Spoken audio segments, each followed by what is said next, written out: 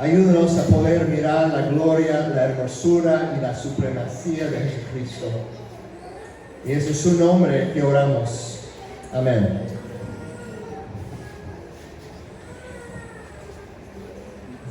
Bueno, Génesis capítulo 3. Nosotros comenzamos la historia el domingo pasado, la historia conocida famosamente como la caída de los seres humanos.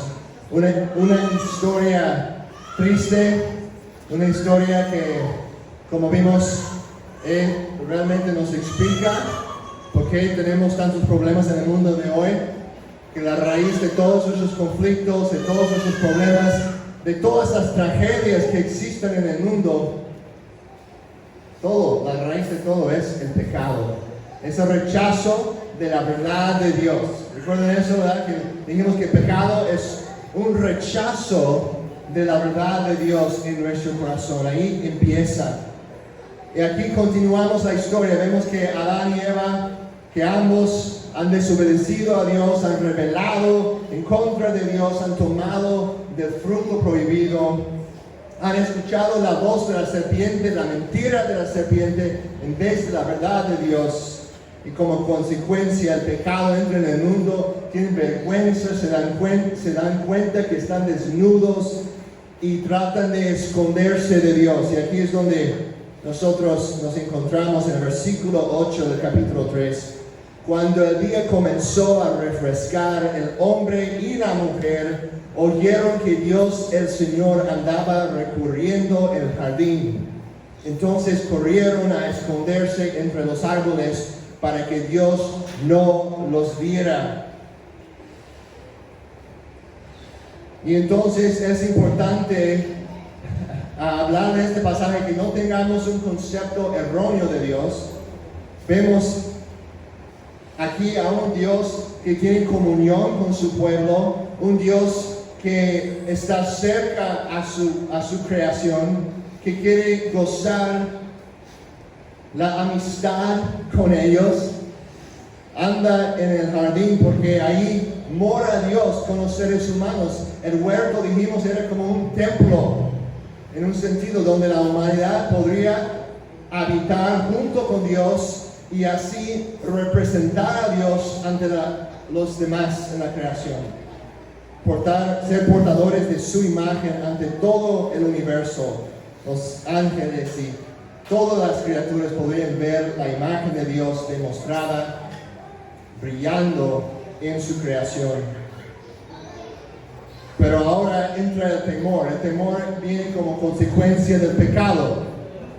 Y ellos se esconden de Dios. Pero Dios, el Señor, viene y dice: ¿qué han hecho ustedes, hijos desobedientes? Así dice el Señor. Algunos tenemos esa imagen de Dios. No, Dios no viene así. Dios viene con una pregunta. Y no podemos leer todo aquí, pero generalmente uno que está muy enojado viene atacando, ¿no? Viene atacando con sus palabras fuertes, y Dios no. Dios sí, triste por lo que han hecho. Dios sí se enoja con el pecado, pero su actitud hacia su creación, hacia los primeros seres humanos, Adán y Eva, es una actitud de gentileza, una actitud de paciencia. Viene con una pregunta: ¿dónde estás? ¿Dónde estás? ¿No ven la paciencia de Dios ahí? Y luego noten, Adán, el hombre, contesta, versículo 10: escuché que andabas por el jardín y tuve miedo porque estoy desnudo, por eso me escondí. Y ahora quizás si tenemos esa imagen de Dios como un Dios siempre enojado, eso lo estamos esperando. Ahora sí, Dios sí les va a dar duro ahora, ¿no? Pero no. ¿Qué hace Dios? Viene con otra pregunta más. ¿Y quién te ha dicho que estás desnudo? ¿Acaso has comido del fruto del árbol que yo te prohibí comer? ¿Acaso has comido del fruto del árbol? Ahora les hago la pregunta: ¿sabía Dios que habían comido del fruto? Por supuesto, Dios sabe todas esas cosas. Entonces Dios hace la pregunta porque no sabe. No. ¿Por qué entonces? ¿Qué hacemos con nuestros hijos cuando sabemos que han pecado, cuando sabemos que nos han desobedecido y queremos que ellos solo digan la verdad, ¿no? Que confiesen lo que han hecho? Pues un buen papá, una buena mamá va a venir con una pregunta. ¿Tomaste esa cosa que te dije no tomar? ¿Tocaste eso que te dije no tocar? En vez de solo venir con la acusación. ¡Lo tocaste! ¡Lo quitaste!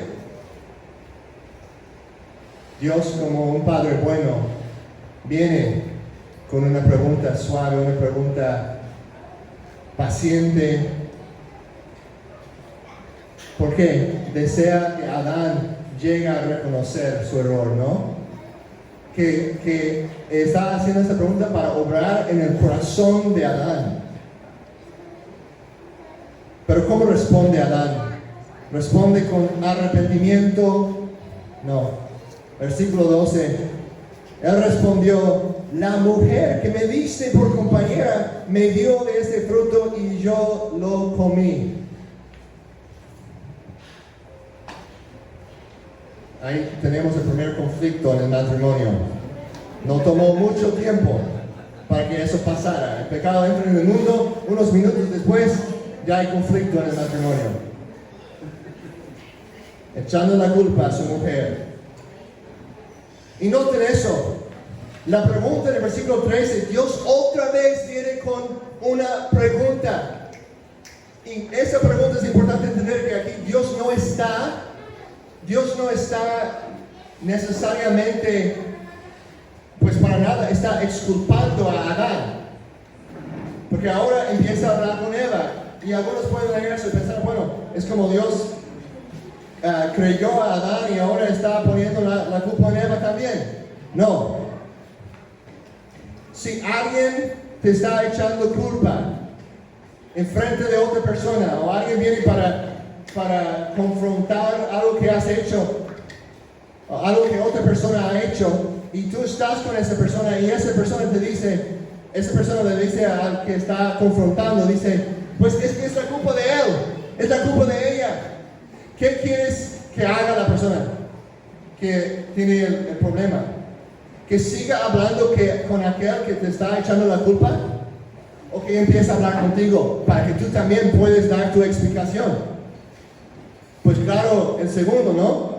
Es mucho mejor, ¿verdad? Si estoy hablando con mi hijo Benjamín y dice, no, es la culpa de Eva, es que realmente mi hija Eva, mi hermana Eva lo hizo. La estamos confundiendo. Mi hija se llama Eva, si no sabían.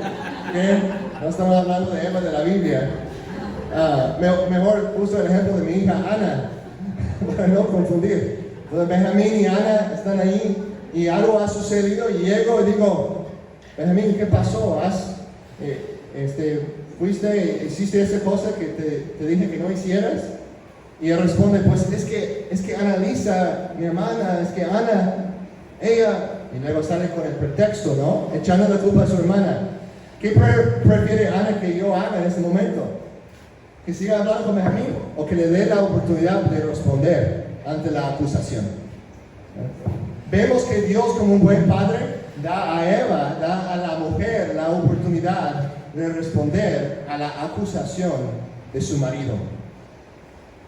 Entonces Dios viene con otra pregunta para Eva, para la mujer. Dice, ¿qué es esto que has hecho?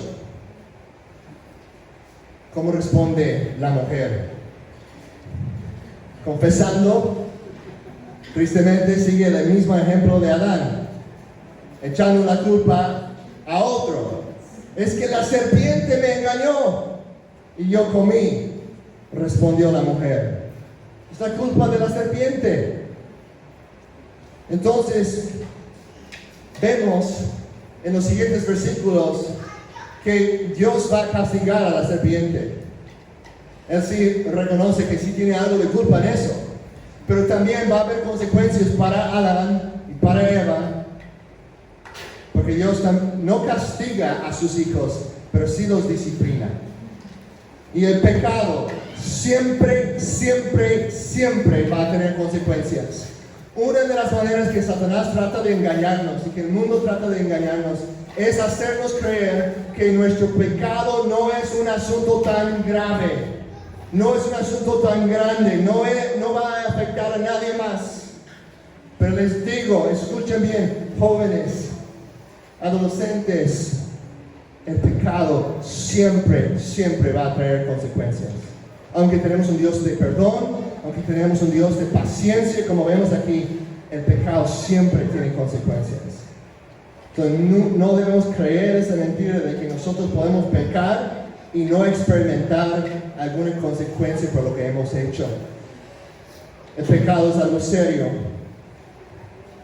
Pero también en medio de toda esta plática entre Dios y la serpiente y nuestros primeros padres, que tiene mucho que ver con la consecuencia, mucho que ver con el castigo para la serpiente, la disciplina para los seres humanos, la maldición sobre la creación que viene como resultado. En medio de toda esa práctica de muchas cosas negativas, hay una palabra de esperanza.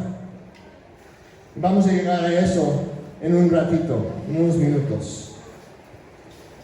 Entonces, versículo 14, y el Señor Dios dijo a la serpiente: por cuanto has hecho esto, maldita serás más que todos sus animales y más que todas las bestias del campo. Sobre tu vientre andarás y polvo comerás todos los días de tu vida. Pondré enemistad entre tú y la mujer, y entre tu simiente y su simiente, y él te herirá en la cabeza y tú lo herirás en el talón. Ahora, en esa frase hay una palabra de esperanza, de la cual vamos a hablar más adelante. Pero repasando un poco, resumiendo un poco de lo que hemos visto en nuestro estudio de Génesis, quiero que vean este pasaje dentro del contexto grande, dentro del gran panorama de la Biblia. Vimos en el capítulo 1, en el capítulo 2, que el ser humano ha sido creado con un propósito, ¿no? Creado por Dios para llenar toda la tierra con su gloria, llenar la tierra con su presencia gloriosa, porque el ser humano realmente es alguien que tiene en él la presencia de Dios, porque es un portador de su imagen. Fuimos creados a la imagen y la semejanza de Dios para que a multiplicarnos, a tomar dominio sobre la tierra. Toda la tierra va a ser llena de la gloria del Señor. Vimos también que en Mateo 28 que Jesús está refiriéndose a esas primeras palabras en la Biblia, cuando Él dice a sus discípulos: vayan y hagan discípulos de todas las naciones. En otras palabras, vayan y hagan discípulos. ¿Qué es un discípulo? Alguien que está aprendiendo a someterse a Cristo en todo. En otras palabras, alguien que está siendo renovado en la presencia de Dios por el poder del Espíritu Santo. Alguien que está siendo restaurado como imagen de Dios, porque como el pecado ha distorsionado esa imagen en nosotros necesitamos conocer a Cristo, necesitamos ser nacidos de nuevo para que esa imagen sea restaurada, para que de nuevo podamos representar a Dios correctamente. Entonces Jesús dice: hagan discípulos, enseñen a las personas a seguir mis mandamientos, a vivir por mi poder. Y dice: hagan discípulos ¿de quién? De todas las naciones. En otras palabras, que la tierra esté llena nuevamente de mi gloria. Que la tierra esté llena de la gloria del Señor, como las aguas cubran el mar, como dice en Habacuc capítulo 2. Entonces, ese es el plan de Dios, ¿no? El plan de Dios es glorificar a su nombre sobre la tierra. Él quiere usar a nosotros como su iglesia, hermanos y hermanas.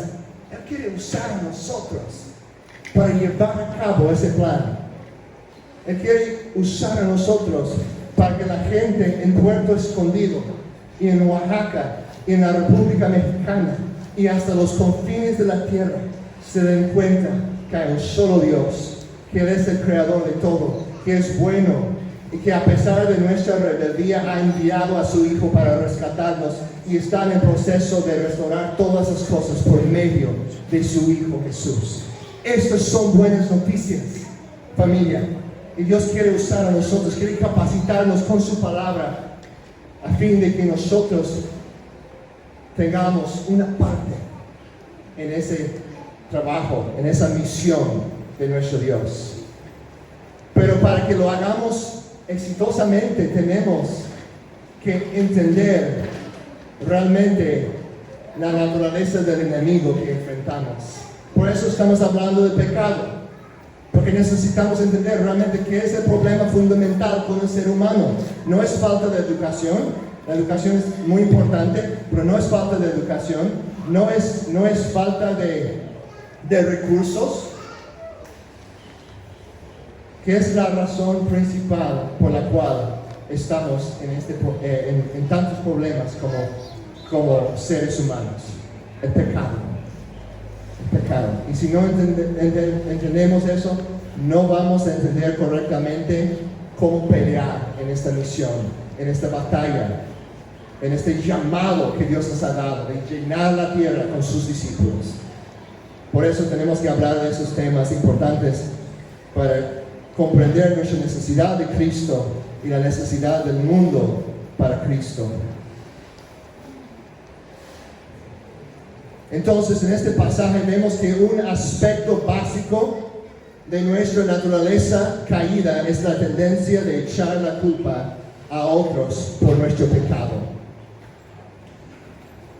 Lo repito, una tendencia básica de nuestra naturaleza caída es la tendencia de echar la culpa a otros por nuestro pecado. Un aspecto básico de nuestra naturaleza pecaminosa es la tendencia de siempre estar deseando echar la culpa a otros, de no ver a nosotros como los responsables. Dios en su gracia viene con esas preguntas a nuestros primeros padres. ¿Y cómo responden ellos? ¿Qué hacen? Demuestran esa tendencia, ¿no? Demuestran ese aspecto básico del pecado. Echan la culpa a otras personas. Adán a Eva. Y de manera indirecta, Adán a Dios, ¿no? Porque dice, la mujer que tú me diste. Y Eva echa la culpa a la serpiente. Todos nosotros vamos a ser tentados a hacer eso. Vamos a ser tentados con esa tendencia. Yo, de hecho, esta mañana estuve enfrentando esa tentación de echar la culpa a mis hijos por mi mal proceder. En vez de tomar responsabilidad propia, decir y admitir, no, estoy mal. Ellos no me hacen pecar. Yo tomo esa decisión.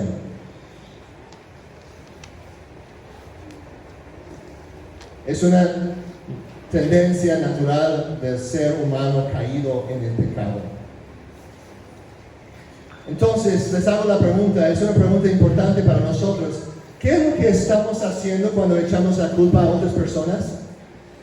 ¿Qué es lo que estamos haciendo cuando echamos la culpa a otras personas? ¿Cómo? Ajá, exacto.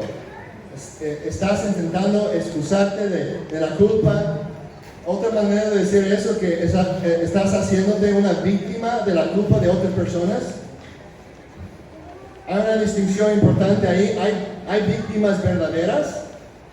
Todos hemos experimentado esto hasta cierto punto, que otros han pecado contra nosotros, pero también hemos pecado contra otros. Entonces, cuando hablo de víctima aquí, estoy hablando de lo que hoy en día muchos muchos se refieren a eso como la mentalidad de víctima, ¿no? De hacerte la víctima en una situación para que tú puedas seguir echando la culpa a otras personas, en vez de reconocer tu parte, tu responsabilidad.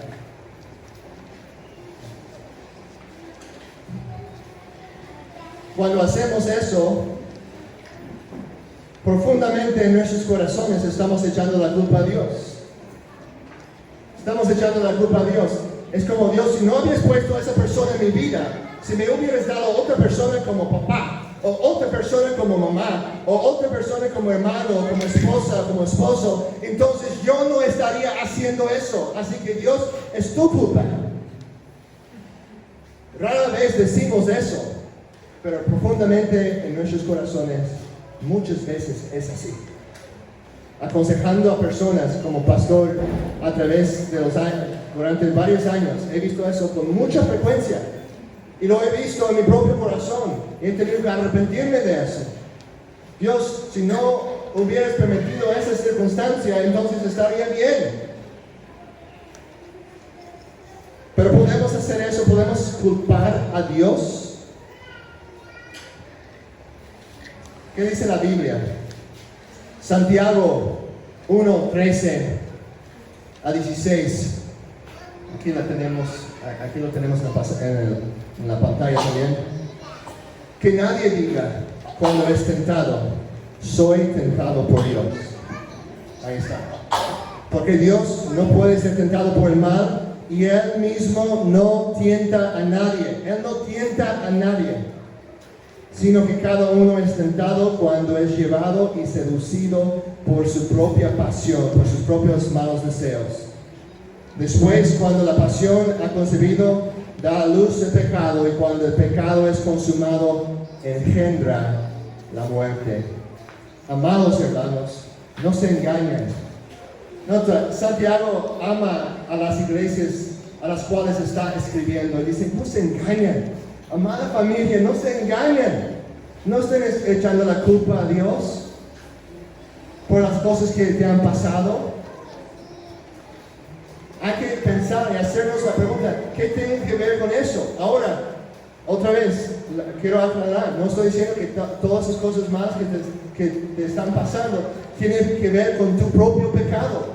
Y la Biblia nos habla de eso también, que a veces es por el pecado de otras personas. Por el hecho de que vivimos en un mundo caído, que cosas así sucedan. Pero siempre es importante examinar nuestro corazón cuando nos encontramos enojados con otros y echando la culpa a ellos y preguntarnos, ¿qué parte tengo yo en esto? Dios, sondea mi corazón, muéstrame si hay algo mal en mí. Porque si en verdad estamos en pecado, si te das cuenta que has pecado, que has hecho algo mal, y estás siempre señalando el dedo a otra persona, o a otra circunstancia, o algo que ha pasado en tu vida, estás ignorando el hecho de que tú has pecado ante Dios. Y que nunca vas a solucionar eso hasta que llegues a Él en arrepentimiento. Porque al pecar, Dios no tienta a nadie. Dios no es el autor del pecado. Note lo que dice en 1 Corintios 10, 12 a 13. Aquí lo tenemos también. 1 Corintios 10, 12, 13. Por tanto, el que cree que está firme, tenga cuidado, no sea que caiga. No les ha sobrevenido ninguna tentación que no sea común a los hombres. ¿Qué quiere decir eso? No puedes decir, es que nadie más ha tenido eso en su vida. La razón que me caí, la razón que estoy recaído en este pecado es porque estoy enfrentando algo que nadie más ha enfrentado. Así que no es tu culpa porque las circunstancias eran demasiado grandes. No puedes decir eso. Dice, fiel es Dios, que no permitirá que ustedes sean tentados más allá de lo que pueden soportar, sino que con la tentación proveerá también la vía de escape a fin de que puedan resistirla. Dios siempre provee una vía de escape. Al hacerte la víctima, estás declarando en otras palabras que Dios no es fiel. Al hacerte la víctima, es decir, la razón que me caí en ese pecado es por esto y aquello, y no es mi culpa, es la culpa de esa persona, estás diciendo Dios no es fiel. ¿Quieres decir eso?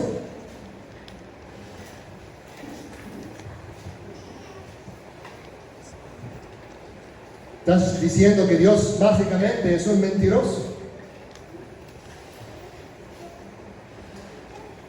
Esta mañana, cuando estuve un poquito frustrado con una situación y algunos de los chiquitos no estaban obedeciendo y causando mucha locura en la casa, empecé a creer que mi forma de responder a esa locura era la culpa de ellos. En vez de reconocer, no, yo tengo el control sobre mis propias acciones. De hecho, tengo el Espíritu Santo. Y un fruto del Espíritu Santo, que es el dominio propio. Entonces, realmente, aunque no lo dije ni lo pensé de manera tan directa, pero realmente estuve diciendo en ese momento, Dios no es fiel, porque Él puso esa circunstancia y no pude escapar. No, sí pude. Pero escogí frustrarme en vez de pedir ayuda de Dios en ese momento. ¿Qué más estamos demostrando cuando echamos la culpa a otras personas? Cuando no tomes la responsabilidad por tus propias fallas y errores, ¿qué es lo que estás haciendo? ¿Qué más? Con frecuencia eso revela que tu dependencia está más en otras personas que en el Señor. Cuando empiezas a echar la culpa a otras personas con frecuencia, eso es una señal de que estás dependiendo demasiado en esas personas, en vez de depender en última instancia en Dios. Ahora, Dios había dado a Eva a Adán. La mujer fue dada al hombre como un buen regalo y como una ayuda idónea. Y Adán parece estar refiriéndose a eso cuando dice en el versículo 12, la mujer que tú me diste como compañera me dio del fruto y comí. Dios, es que tú me diste a esa mujer como una ayuda idónea y solo estoy escuchando a ella.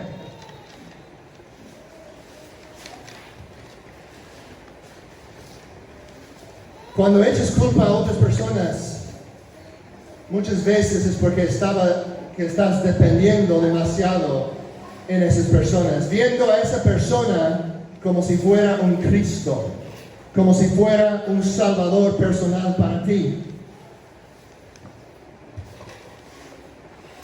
A veces existe lo que hoy en día se llama la codependencia. Es un término psicológico, no bíblico, pero es una observación de cómo operamos como seres humanos, de cómo actuamos, ¿verdad? Uno de los resultados del pecado. Las personas son buenos regalos de Dios. Eva fue un buen regalo para Adán. Tu familia es un buen regalo de Dios. Tu iglesia es un buen regalo de Dios. Pero no son Dios. Tu esposa es regalo de Dios, pero no es Dios. Y si empiezas a depender de ella como si fuera, aguas. Cuidado con eso. Porque ningún ser humano puede aguantar el peso de ser tratado como Dios.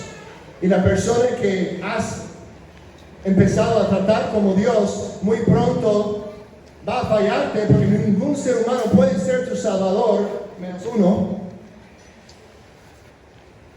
Porque vamos a hablar un momento, Pero ningún ser humano puede ser tu salvador, entonces esa persona no va a poder cumplir con las expectativas que has puesto sobre ella. Y va a llegar de ser tu Dios a tu Dios y convertirse en un demonio en tu mente.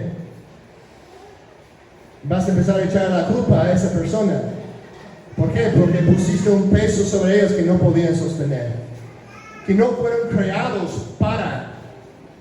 Es un papel que no fueron creados para realizar realmente. No, solo Dios es Dios.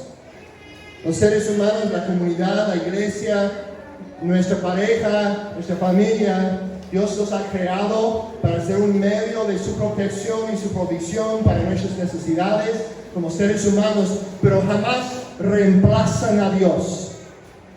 Si reemplazas a Dios con una persona caída, vas a tener problemas. Y probablemente muy pronto esa persona que pensaste que te iba a salvar se va a convertir en aquel que es, en tu mente, la raíz de todos sus problemas y dificultades.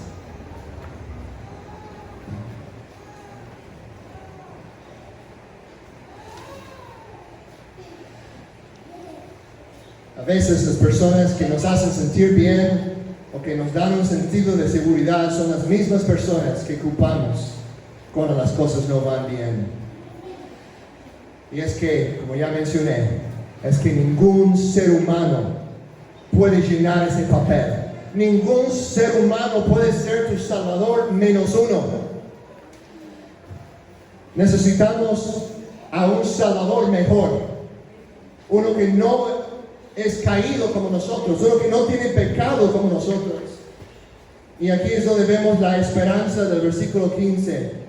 Esa palabra que Dios dice a la serpiente en presencia de nuestros primeros padres, les dice: pondré enemistad entre tú, serpiente, tú y la mujer, y entre tu simiente y su simiente, la de ella. Él te herirá en la cabeza. La simiente de la mujer va a aplastar la cabeza de la serpiente. ¿De qué está hablando eso? Aquí vemos lo que yo creo es la primera mención del Evangelio en la Biblia. Los teólogos lo llaman el protoevangelio. O sea, es la primera vez que vemos una promesa sobre un libertador que vendría para lidiar con el problema del pecado. Cristo es la simiente de la mujer que aplastó la cabeza de la serpiente. ¿Cómo? ¿Cómo lo hizo? En la cruz. Por sufrir horriblemente en nuestro lugar en la cruz. Y por eso dice a la serpiente: y tú lo herirás en el talón. ¿A qué se refiere eso? El hecho de que Jesucristo, en salvar a nosotros, en aplastar la cabeza de nuestro enemigo, iba a sufrir grandemente. Y familia, quiero decirles algo muy importante. Jesucristo es el único verdadero víctima, la única verdadera víctima. ¿Por qué? Pues en un sentido, niños que mueren, ¿verdad? O algo así, decimos son víctimas. Y es cierto. Pero en un sentido aún más verdadero, Jesucristo es la víctima 100%. ¿Por qué? Porque Él fue completamente inocente. No cometió pecado, no tuvo pecado alguno. Pero jamás actuó como víctima. Jamás desarrolló un complejo o una mentalidad de víctima. Al contrario, tomó la responsabilidad por nuestros pecados. En vez de decir: Padre, ¿por qué me estás enviando a mí? O sea, yo no he hecho nada. Es la culpa de ellos, los seres humanos. Mira lo que están haciendo, lo siguen haciendo. Es su culpa. ¿Hizo eso Jesús? Jamás. Dijo, Padre, tomo su lugar. Voy a sufrir el castigo que ellos merecen. Por todo el pecado que han cometido, por todo el pecado que han cometido en contra de otros seres humanos, por toda la maldad que ha sucedido como resultado de esa decisión de Adán y Eva, yo voy a pagar.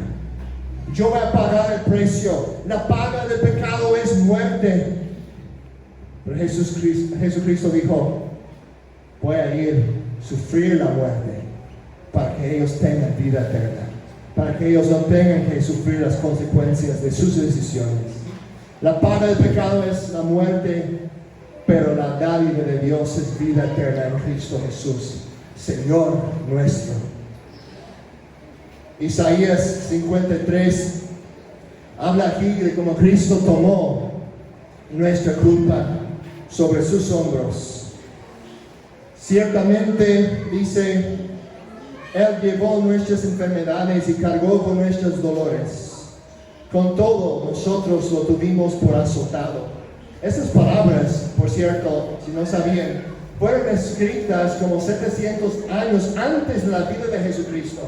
Son palabras proféticas de lo que Cristo haría en la cruz por nosotros. Versículo 5.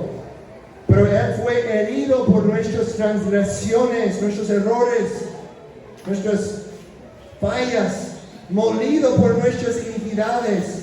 El castigo por nuestra paz cayó sobre Él, y por sus heridas hemos sido sanados. Todos nosotros nos descarriamos como ovejas, nos apartamos cada cual por su camino. Pero el Señor hizo que cayera sobre Él la iniquidad de todos nuestros pecados. En Cristo podemos ser libres. Puedes ser libre de la tendencia de siempre echar la culpa a otras personas, la cual siempre conduce a la esclavitud de tratar de justificar a ti misma, justificarte. Cuando algo malo pasa, siempre estás poniendo un pretexto, echando la culpa a otras personas para que te sientes mejor, tratando de justificarte, tratando de sentir bien de ti mismo, tratando de quitar tu culpa. Pero no lo puedes hacer y no lo puedo hacer yo. Solo Cristo puede hacer eso. Cristo es el que vino para justificarnos. Y somos justificados gratuitamente mediante su sangre, mediante su muerte en la cruz por nosotros, mediante la fe en lo que Él ha hecho. Y eso es asombroso. No sé si se dan cuenta, pero si tú estás justificado por Cristo, por lo que Él hizo, y solo por confiar en su obra en la cruz, nadie ni nada puede quitar esa justificación de ti. El hecho de que has fallado ahora no significa ya no estás justificado. Porque la justificación no se basa en tus acciones. La justificación se basa en la acción de Cristo en la cruz. ¿Ven la diferencia? Esta justificación es el sentido de estar bien ante Dios, que Dios el Padre en este momento, si tu fe está en Jesús, si tu fe está en Jesús, Dios el Padre te mira y Él no ve ningún pecado que has cometido. Gracias. Él no ve ningún pecado que has cometido. Esa vergüenza que has sentido por tu pecado, Él ya no lo ve. Dice, justificado es por la sangre de mi Hijo, por medio de la fe. Si es por fe, dice Pablo, entonces no es por obras. Si fuera por obras, entonces ya no sería por fe. En otras palabras, no puedes ganar la justificación. Es un regalo de Dios. Y si es un regalo, se basa en lo que Jesús hizo y no en lo que tú haces. Eso me libra. Entonces, si personas están atacándome, si personas están echando la culpa a mí, no tengo que estresarme tanto. Sí, claro, quiero buscar la reconciliación si sea posible, siempre y cuando sea posible. Pero si no lo puedo lograr, yo no tengo que morir bajo el peso o sufrir bajo el peso de que, ay, me caigo mal a esas personas, o no puedo lograr esa situación, o tengo que echar una mentira para que esa persona me crea. No tengo que hacer nada de eso. No necesito justificarme, porque Cristo ya me ha justificado. Pero, hermanos, si de verdad has pecado, eso no significa que dices, pues estoy justificado por Cristo. No importa, así que yo puedo cometer errores, yo puedo hacer daño a otra gente y no tengo que pedirles perdón, porque estoy en Cristo, soy justo ante los ojos de Dios. No, si de verdad tienes el Espíritu Santo, Él te va a reprender si sigues con esa actitud. Y a lo mejor una de las maneras que Él te está reprendiendo es ahora mismo por medio de la predicación de su palabra. Porque si has pecado contra otra persona, seguir el ejemplo de Jesús es tomar la responsabilidad. Eso significa que las palabras lo siento no son suficientes. Las palabras me siento mal por lo que hice no son suficientes. Las palabras tengo pena que hice eso no son suficientes. Me da vergüenza que hice eso y que está afectando negativamente, lo siento, no es suficiente. ¿Por qué? Ninguna de esas frases admite la responsabilidad por tus acciones.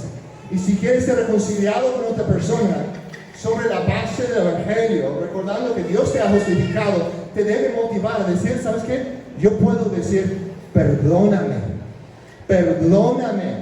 por lo que he hecho. Reconozco mi culpa. Perdóname. Empezando con Dios. Sabiendo, cuando pedimos perdón a Dios, ¿qué nos dice la Biblia? Si confesamos, escuchen bien, ¿verdad? Esta verdad preciosa, importantísima. Si confesamos nuestros pecados, Dios es fiel y justo para perdonar nuestros pecados y limpiarnos de toda maldad. Confesar el pecado. Así que decir, cuando mis hijos hacen algo, o cuando yo hago algo a ellos, cuando yo cometo un error con ellos, no solo digo, ay, lo siento, Benjamín, voy a tratar de mejor de no hacer eso otra vez. Digo, Benjamín, perdóname por gritar, perdóname por perder mi paciencia en este momento. Es importante confesar lo que hemos hecho. Y lo mismo con mis hijos, les animo a decir perdón. Y luego les digo perdón. Y si mi hijo Caleb dice perdón, papi, y luego le pregunto, Caleb, perdón, ¿por qué? No para ser mal con él, sino para ayudarlo a aprender a tomar la responsabilidad y nombrar la cosa que ha hecho y decir, ay, perdón que no te escuché, o perdón que quité eso de mi hermano, ¿no? De decir la cosa específica. Y luego oro con él y reconocemos juntos, Cristo nos ha limpiado, Él ha pagado por ese pecado. Así que podemos vivir en libertad. Pero es importante reconocerlo, porque si te cuesta, te voy a decir eso, si te cuesta decir perdón, probablemente estás viviendo bajo la esclavitud de la autojustificación. La esclavitud de pensar que tú tienes que mantener cierta imagen para sentir bien de ti mismo. Y si admites que has cometido un error, que ya es como estás deshaciendo esa imagen. Mejor destruye esa imagen y ser nacido de nuevo en Cristo. Y reconocer o recordar, si ya eres creyente en Él, de reconocer que ya tienes una nueva naturaleza en Cristo, eres una nueva persona, nueva creación eres. No tienes que mantener una imagen, no tienes que tener miedo de admitir que has cometido un error. Confiésalo a Dios primero y a tus hermanos que has ofendido. Y vas a experimentar libertad. Cristo nunca tuvo pecado, pero nos puso un ejemplo en que Él tomó la responsabilidad por nuestro pecado. Y hay situaciones cuando tú sientes que la otra persona tiene más error. Hay momentos en mi matrimonio cuando siento que Julissa es más culpable que yo. Entonces, ¿qué hago? Me quedo esperando, pues yo sé que hice unas cositas, pero realmente la culpa principal es la de ella. yo no voy a decir nada hasta que ella primera diga perdón. No funciona muy bien eso. Confíame, lo he experimentado. Tomar la responsabilidad, reconocer que somos justificados por la fe, no por nuestras obras, nos da la libertad de confesar aun cuando pensamos que la otra persona tiene un error más grande que lo de nosotros. E iniciar, y hombres, maridos, varones de Dios, una exhortación especial a ustedes, y me predico a mí mismo también. Dios nos llama a nosotros como hombres de tomar la iniciativa en eso, de tomar la iniciativa, aun si pensamos que es nuestra mujer que tiene más culpa. Es lo que Adán no hizo. En vez solo echó la culpa a su mujer y a Dios. Pero justificados por la fe, podemos ser hombres de verdad, hombres que toman responsabilidad por nuestras acciones, reconociendo que Cristo tomó la responsabilidad por nuestro pecado y somos justificados por medio de Él y somos libres para guiar con firmeza, con honestidad, confesando nuestros errores y comprometiéndonos a crecer por el poder del Espíritu Santo.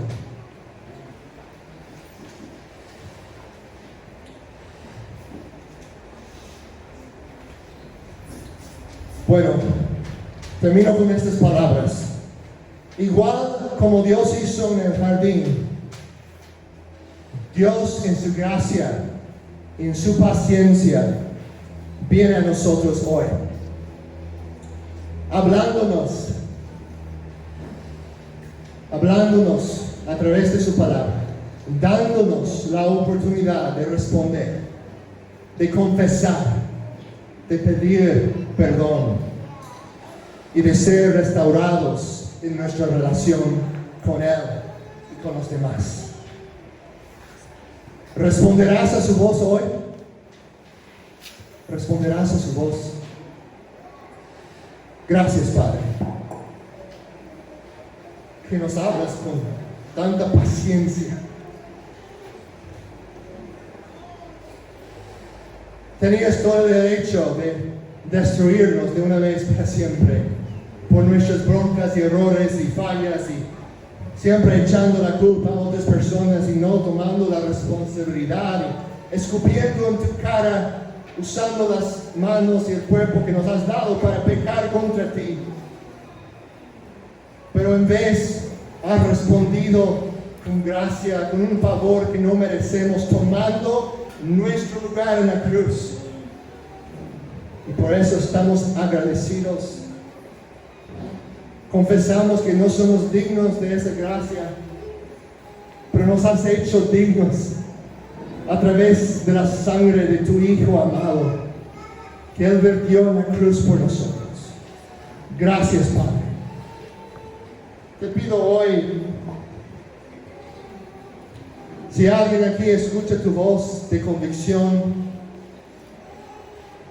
que no endurezca su corazón, que le des oídos para responder, un corazón tierno ante ti, oh Dios. Te pido eso por mí también, Padre, y por todos nosotros, que tengamos corazones tiernos ante tu palabra, para que seamos hombres y mujeres de valor, de valentía, para proclamar tu nombre y avanzar tu reino glorioso hasta los confines de la tierra, empezando en nuestro hogar y en nuestra comunidad. Gracias, Padre, que estás con nosotros. Gracias, te amamos porque tú nos amaste primero. En el nombre de tu Hijo amado, Cristo Jesús, el Señor de señores y el Rey de reyes, te lo pedimos. Amén. Amén.